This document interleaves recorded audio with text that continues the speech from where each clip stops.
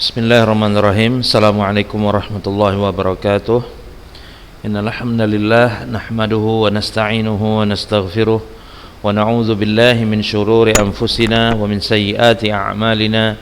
May yahdihillahu fala mudilla lahu wa may yudlil fala hadiyalah.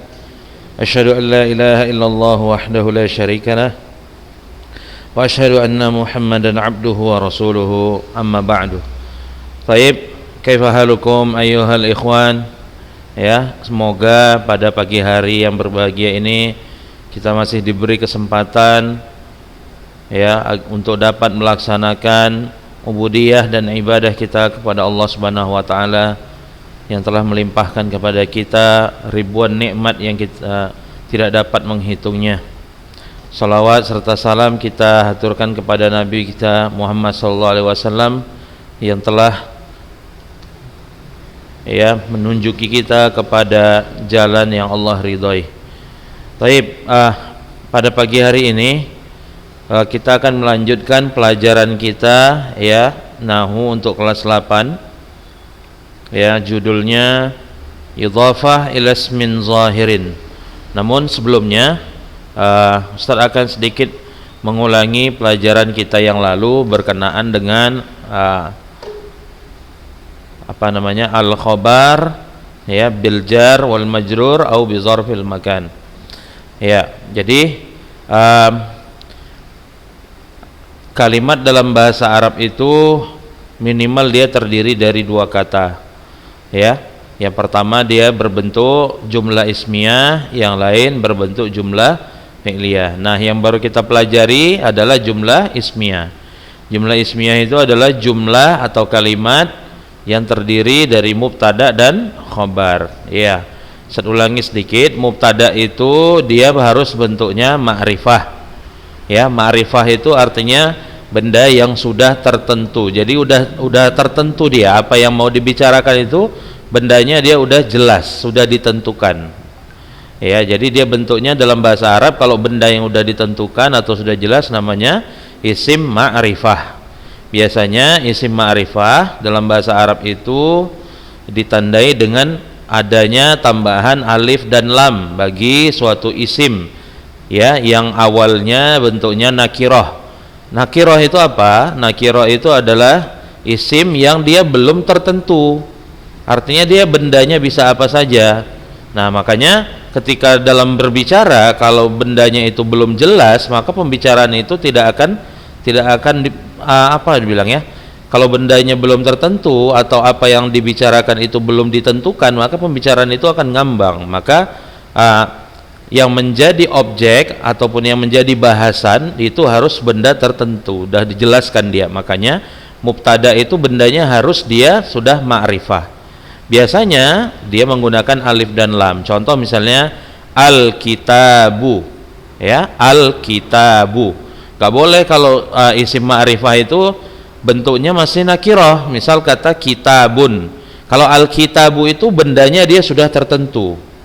Nah, karena bendanya sudah tertentu, jadi antara orang yang sama-sama berbicara itu sudah mengenal bendanya. Buku apa yang mereka bicarakan itu udah jelas. Maka dia harus al-kitabu, tidak boleh kitabun. Jadi al-kitabu. Nah, itu dia mubtada. Nah, mubtada selain dia ma'rifah, dia juga harus berada di awal kata dan dia berbentuk marfu. Nah, kemarin kita udah berbicara tentang marfu. Marfu biasanya ditandai dengan adanya dhammah. Maka kata al-kitabu dia di awal kata dan dia juga ma'rifah dan dia juga marfu, artinya barisnya dhammah. Al-kitabu. Nah, sambungannya kalau ada mubtada maka harus ada khobar. Al-kitabu mufidun. Maka gabungan dari kata al-kitabu mufidun itu adalah berupa jumlah ismiyah. Jumlah ismiyah itu terdiri dari mubtada dan khobar. Al-kitabunya itu mubtada dan mufidunnya itu adalah khobar. Nah, itu adalah basic dari mubtada dan khobar. Kemarin kita sudah sedikit mempelajari tentang al-khobar, al-khobar bil jar wal majrur au bi dzarfil makan. Contohnya kemarin itu kita buat permisalan saja. Ya, kata al-waladu fil fasli, al-waladu fil fasli, atau at-talibu fil fasli, at-talibu fil fasli. Ya, jadi khobar dalam bahasa Arab itu tidak mesti hanya satu kata saja seperti al-kitabu mufidun itu. Dia juga ada bisa berbentuk al-khobar bil jar wal majrur, seperti contohnya tadi at-talibu fil fasli. Nah, at-talibu itu mubtadanya, fil fasli itu khobarnya. Jadi gabungan huruf fi dengan al-fasli itu menjadi khobarnya, ya. Nah, seperti itu. Nah, fi posisinya adalah harfu jar, sedangkan al-fasli adalah al-majrur, ya. Nah, setelah huruf jar, ya, pada contohnya tadi huruf jarnya itu adalah huruf fi, maka kata al-fasl yang asalnya adalah al-faslu menjadi baris kasroh, ya. Baris kasroh itu artinya berbaris bawah, maka jadi at-talibu fil fasli. At-talibunya mubtada, ya, fil faslinya itu khobar. Nah, itu contoh dari al-khobar bil jar wal majrur. Nah, bagaimana selanjutnya contoh al-khobar bi zorfil makan? Ya, contohnya adalah misalnya kita buat kalimat al-waladu amamal baiti. Ya, al-waladu amamal baiti. Ya, al-waladu di situ posisinya adalah mubtada. Kemudian amamal baiti, ya, amamanya itu adalah zorful makan, ya. Kemudian al-baitinya dia menjadi mudhafun ilaih. Ya, menjadi mudhafun ilaih. Ya. Baik. Nah, mubtada dan mubtadanya tadi adalah al-waladu. Amama itu zorful makan. Kemudian posisinya dia juga sebagai mudhaf, kemudian al-baiti dia menjadi mudhaf ilaih. Nah, gabungan amamal baiti itu menjadi khobar bagi kata al-waladu, ya. Taib. Nah, sekarang kita akan mempelajari judul baru di pagi hari ini, ya. Judulnya adalah al-khabaru bil idhafah. Al-khabaru bil idhafah. Iya. Kita lihat di sini, ya. Sebenarnya al-khabaru bil idhafah ini contohnya ya seperti udah di pelajaran yang lalu itu. Ya, contohnya yang tadi itu al-waladu amamal baiti. Amama itu dia walaupun dia posisinya itu sebagai zorful makan, namun zorful makan dari segi i'rabnya dia juga posisinya adalah mudhaf. Karena kata al-baiti itu menjadi mudhafun ilaih.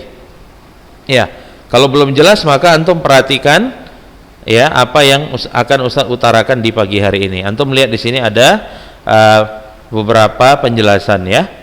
Di bawahnya itu ada judul idhafatun ila ismin zahirin. Ya, kita baca, ya. Idhafah kepada isim zahir. Kita baca di sini al-amsilah. Umaru amirul ummati. Umaru amirul ummati. Fatimatu rabibatu usaidin. Fatimatu rabibatu usaidin. Hadza kitabu tilmizin. Hadza kitabu tilmizin. Tilka sayyaratu ustadzin. Tilka sayyaratu ustadzin. Jakarta asimatu Indonesia. Jakarta asimatu Indonesia. Ya, kita baca di sini kosakata. Perhatikan, ya. Makna al-mufradat. Di situ ada amirun, artinya pemimpin, ya. Kemudian ada kata al-ummah, artinya umat. Kemudian ada kata robibatun, ya. Robibatun, ya, artinya anak tiri, ya, kelaminnya perempuan. Kemudian kitabun, ya, antum udah tahu, asimatun artinya ibu kota. Baik. Perhatikan contoh-contohnya, ya. Amirul ummati rabibatu usaidin, kitabu tilmizin, sayyaratu ustadzin, asimatu Indonesia. Ya, kita baca. Nah, kita baca ada keterangan di sini. Al-idhofah artinya yang bersandar, ya. Dalam tata bahasa Indonesia sama dengan bentuk kata majmu' atau campuran, seperti kepala sekolah, ya. Namanya saja sudah majmu'. Majmu' itu artinya kumpulan. Ya, antum lihat di situ ada dua kata, artinya ada dua kata yang berkumpul antara kepala dengan sekolah. Kepala sekolah, rumah makan, balai desa, gedung pertunjukan, kebun binatang dan sebagainya. Jadi kalau dalam bahasa Indonesia idhofah itu ya bisa dibilang juga dengan majmu' campuran, ya, kata majmu' campuran. Dalam idhofah terdapat dua kata yang membentuk satu pengertian, ya. Dalam idhofah terdapat dua kata. Nah, makanya idhofah itu nggak bisa satu kata, dia dua kata yang membentuk satu pengertian. Kata yang pertama dinamakan mudhafun dan kata yang kedua disebut mudhafun ilaihi, ya. Khobar dengan idhofah, ya. Ingat ya, khobar itu kalimat yang kata yang kedua. Oke. Seperti kata al-kitabu mufidun tadi. Mufidunnya itulah dia khobar. Nah, sekarang yang kita bahas ini berkenaan dengan khobarnya. Antum perhatikan ya. Khobar dengan idhofah yaitu khobar di dalam jumlah ismiyah. Nah, kan lagi-lagi kita berbicara tentang jumlah ismiyah. Jadi jumlah ismiyah itu ya, jumlah artinya kalimat, ya, ismiyah itu ya isim, ya. Maka definisi dari jumlah ismiyah itu dia jumlah yang terdiri dari mubtada dan khobar. Makanya antum fokuskan perhatian antum sekarang, yang sedang kita bicarakan ini adalah jumlah ismiyah. Jumlah ismiyah itu terdiri dari mubtada dan khobar. Nah, yang menjadi poin pembahasan kita sekarang adalah khobarnya. Jadi antum perhatikan dan simak baik-baik, ya.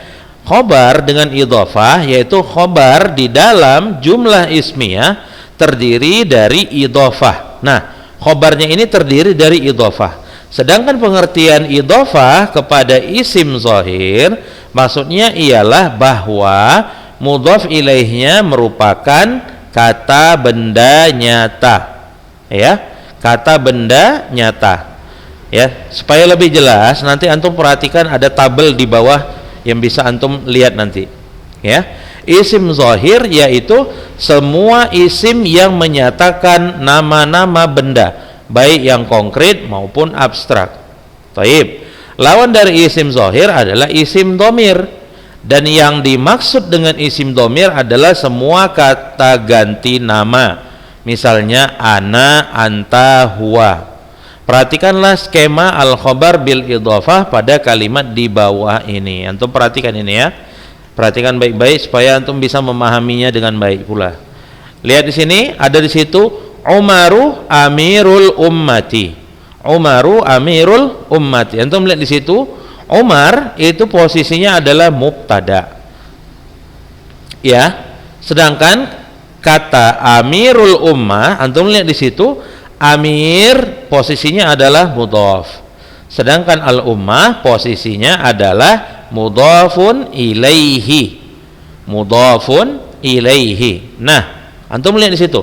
Karena bahasan kita ini sekarang adalah mudhaf ilaihnya, ya. Mudhaf ilaihnya itu dia bentuknya isim zahir. Isim zahir definisinya tadi apa itu? Semua isim yang menyatakan nama-nama benda, baik yang konkret maupun abstrak. Maka antum perhatikan di situ ummah. Ummat itu adalah kata benda yang dia konkret. Maka dia bentuknya adalah isim zahir. Ya. Maka kata Umar posisinya mubtada, ya. Kemudian amirul ummati, amir itu mudhaf, kemudian al-ummahnya mudhaf ilaih. Nah, mudhaf ilaihnya bentuknya adalah isim zahir. Isim zahir itu kalau ringkasnya itu lawan dari isim dhamir. Isim dhamir itu kata ganti manusia, dia, saya, kamu. Nah, itu dia. Itu definisi dari isim zahir. Jadi kalau dibilang semua isim yang bukan isim dhamir adalah isim zahir. Nah, gabungan kedua kata amirun dan kata al-ummah itu menjadi khobar, ya. Maka sesuailah contoh yang ada di sini dengan judul kita hari ini, yaitu al-khabaru bil idhafah. Nah, al-khabar bil idhafah yang pertama yang kita pelajari di sini adalah jenisnya al-mudhaf ila ismin zahir, ya, kata yang disandarkan kepada isim zahir. Ya, tadi idhafah itu perlu saya jelaskan lagi. Idhafah itu seperti kata majmu'. Kayak misalnya tadi kepala sekolah, rumah makan, ya. Jadi seperti itu pembahasannya. Baik, antum melihat contoh yang kedua di sini ada kata tilka sayyaratu ustadzin. Ya, tilka sayyaratu ustadzin.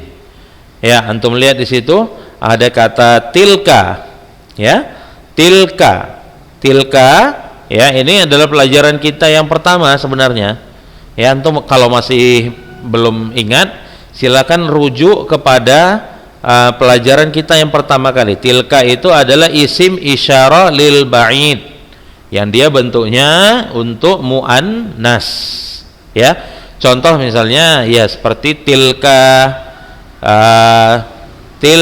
madrasatun contohnya. Nah, jadi kita menunjukkan suatu benda yang dia muannas. Madrasah adalah isim yang dia bentuknya muannas. Kita menggunakan tilka untuk madrasah karena madrasah itu jauh dari kita dan dia bentuknya muannas. Ya. Jadi antum lihat di sini ada kata tilka yang posisinya adalah mubtada, kemudian ada sayyaratu ustadzin, ya. Sayyaratu itu mudhafnya, kemudian ustadzinnya jadi mudhafun ilaih. Nah, kata ustadzinnya adalah isim zahir karena isim zahirnya adalah kata ustad dan bukan dia bentuk isim dhamir, ya.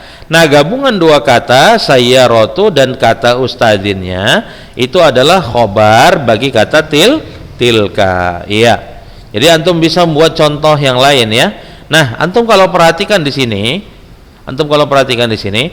contoh dari dua kalimat yang ada di sini, maksud Ustaz mudhaf ilaihnya, ini kata ummah dan ustadzinnya, dua-duanya itu bentuknya adalah berbaris bawah atau bahasa Arabnya majrur.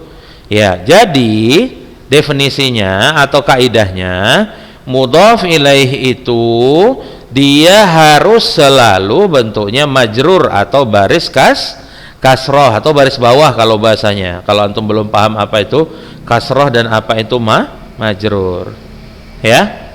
Nah, selanjutnya kita baca keterangannya, ya.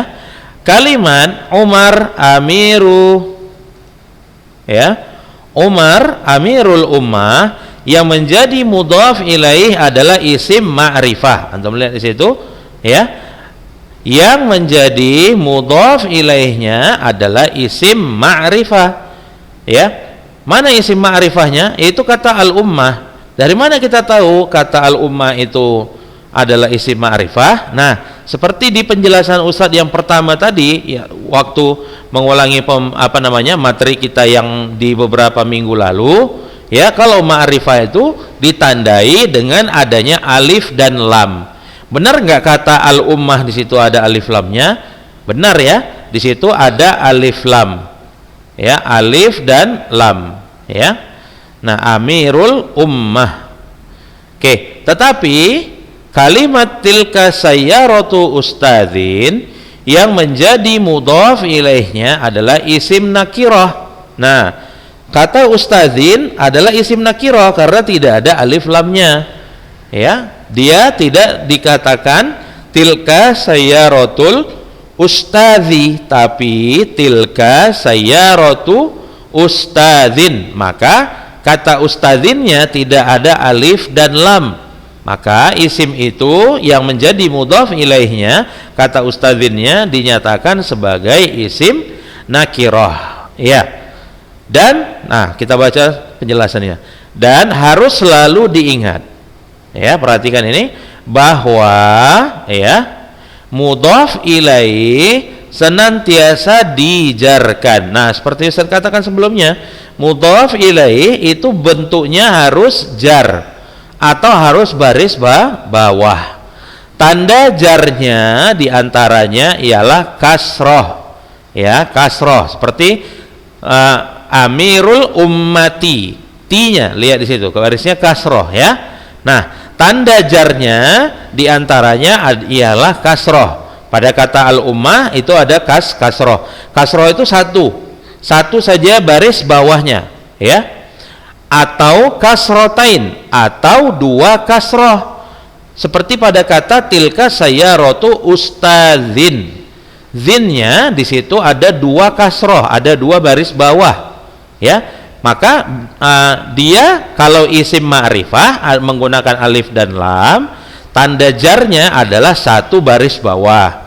Adapun kalau isimnya itu bentuknya nakiro, tidak ada alif lamnya, maka tanda jarnya adalah dua kasroh. Seperti pada kata tilka sayyaratu ustadzin, kata zinnya di situ menjadi mudhaf ilaih yang bentuknya isim nakiro, yang tanda jarnya adalah kasrotain, ya. Seperti pada contoh kata sayyaratu ustadzin. Nah, itu dia.